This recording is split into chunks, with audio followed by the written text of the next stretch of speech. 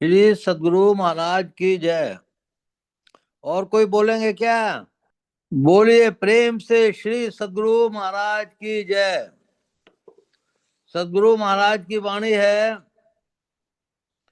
शरीर रूपी खेत में सत्संग रूपी फसल लगाते रहें। प्यारे लोगों, यद्यपि लोग प्रत्यक्ष रूप से ईश्वर को नहीं देखते हैं, परंतु विश्वास रखते हैं कि ईश्वर है। यह अंधी श्रद्धा मात्र नहीं है, विचार संग देता है जो अंधी श्रद्धा नहीं रहने देता। विचार भी एक प्रकार का देखना है। इस संसार का आधार भी कुछ होना चाहिए। हम देखते हैं कि पृथ्वी पर जो कुछ है सबका आधार है।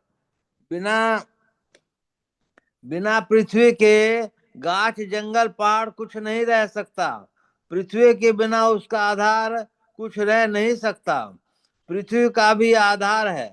जैसे आप बहुत से तारों को निराधार देखते हैं, सभी तारे निराधार नहीं हैं।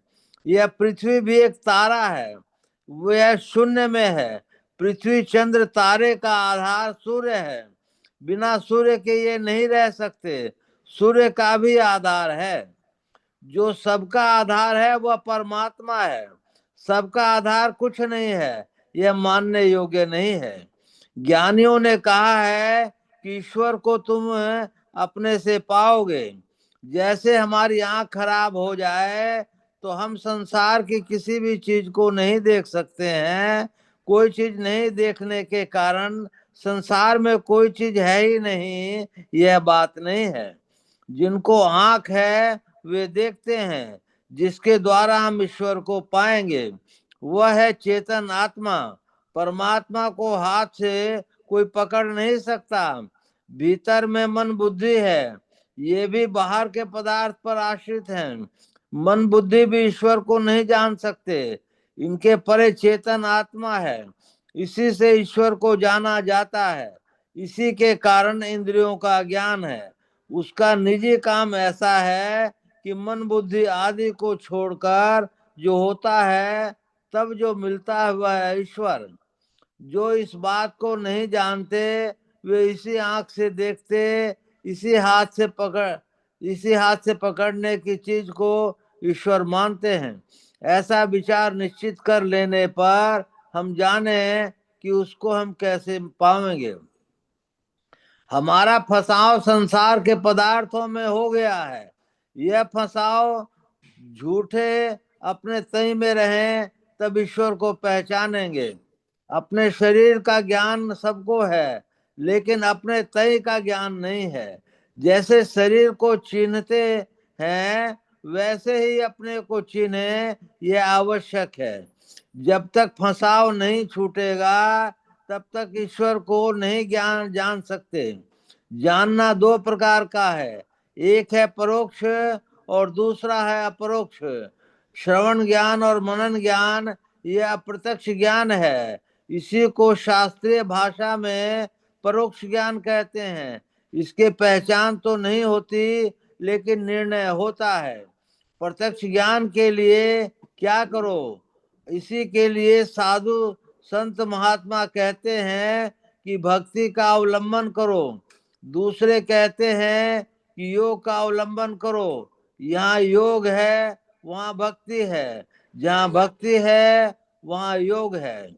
योग कहते हैं मिलाप को, भक्ति कहते हैं सेवा को। बिना सेवा के मिलाप नहीं। किसी की आवश्यकता पूरी करो, यह उसकी सेवा है। किसी को धन की आवश्यकता है, उसको धन दे दो तो उसकी सेवा होगी। किसी का शरीर रुग्ण हो गया तो उसकी दवा दारू करते हो, यह उसकी सेवा है। ईश्वर की कोई आवश्यकता नहीं है, ईश्वर को कोई आवश्यकता नहीं है। उनकी क्या सेवा करोगे? लोग गंगा सेवन करने जाते हैं, गंगा का फूल चढ़ाते हैं, यह गंगा की सेवा है। पानी पीते हैं, टहलते हैं, अपने घर से गंगा तक आते हैं, यह गंगा की सेवा है। इसी तरह जिधर चलकर प्रणाम बाबा। ईश्वर मिलेंगे उधर चलना ईश्वर की भक्ति है। गंगा जी का जल पाते हैं, वायु पाते हैं, इससे बाबा प्रत्यक्ष लाभ होता है। इसी बाबा तरह जो ईश्वर की ओर चलते हैं वे प्रत्यक्ष लाभ पाते हैं। औषधि खाते हैं, जो औषधि सेवन है, ईश्वर संबंध जो अनुभूति होती है, वह ईश्वर भक्ति की सूक्ष्म बात है। जिधर वे मिले उधर चलो। बाहर में इंद्रियों के साथ रहेंगे। ईश्वर का ज्ञान इंद्रियों के ज्ञान में रहने से नहीं होता। अंदर चलिए, इंद्रियों से छूटना होगा। आप अंदर में चलकर मन बुद्धि से बढ़कर अपने ज्ञान में आ जाएंगे, तब ईश्वर का ज्ञान होगा।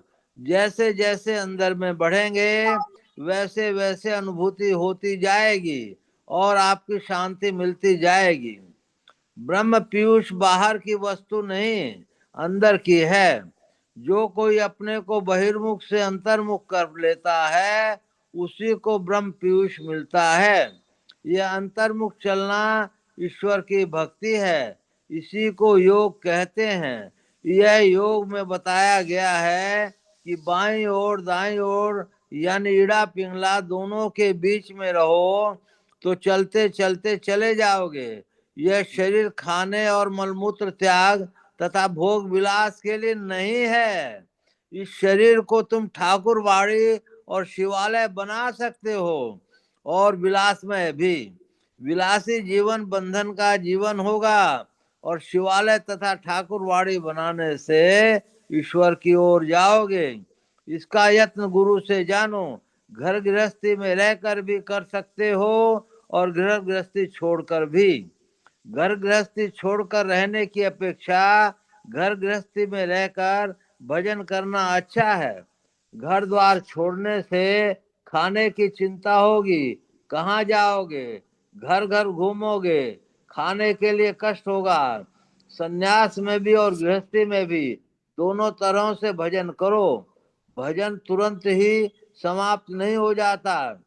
विद्या थोड़ा थोड़ा पढ़ते पढ़ते विद्वान होते हैं। विद्या का आरंभ करो और उसको छोड़ दो तो मूल जाओगे, गोया नष्ट हो जाएगा। लेकिन योग के बीज का नाश नहीं होता। थोड़ा भी करोगे भूल जाओगे, तब भी यह नष्ट नहीं होता। यह कोई भयावह चीज नहीं है। लोग कहते हैं राम भजो हो गया। योग कोई भयावह चीज नहीं है। लोग कहते हैं राम भजो हो गया। यह जप योग है, यह भी ठीक है। यह आरंभ की बात है। यह करने की मनाही कोई नहीं करता। इससे आगे भी जानिए और कीजिए। ईश्वर का ज्ञान इंद्रियों में रखना भ्रम है। ईश्वर का ज्ञान इंद्रियों से परे है। ईश्वर स्वरूप का निर्णय होने पर ही ईश्वर के परोक्ष ज्ञान का आरंभ हो जाता है। लोग मोटी मोटी बातों में उलझे रहते हैं। जहाँ मोटी मोटी बात से काम चलता है चलाओ, लेकिन ईश्वर को पाने के लिए मोटी मोटी बात से काम नहीं चल सकता। इसके लिए मन का संकल्प विकल्प छुटाना होगा। संकल्प विकल्प छुटा हुआ मन पवित्र होता है। संकल्प विकल्प छूटे हुए मन से राग द्वेष नहीं होता। संकल्प विकल्प वाला मन राग द्वेष उत्पन्न करता है। लोग ईश्वर स्वरूप को जाने, मार्ग को जाने, अवलंब को जाने और साधना करके दर्शन करें। इससे अंतर साधना में प्रेरणा मिलेगी। जैसे खेत को जोत कर फसल बोते हैं और जब तक फसल न कटे देख रेख करते हैं, इसी तरह शरीर रूपी खेत में सत्संग रूपी फसल लगाते रहें। ऐसा करना चाहिए। सत्संग नहीं छोड़ना चाहिए। सत्संग और ध्यान करते रहो, कभी न कभी अप्रोक्ष ज्ञान भी होगा। श्री सद्गुरु महाराज की जय।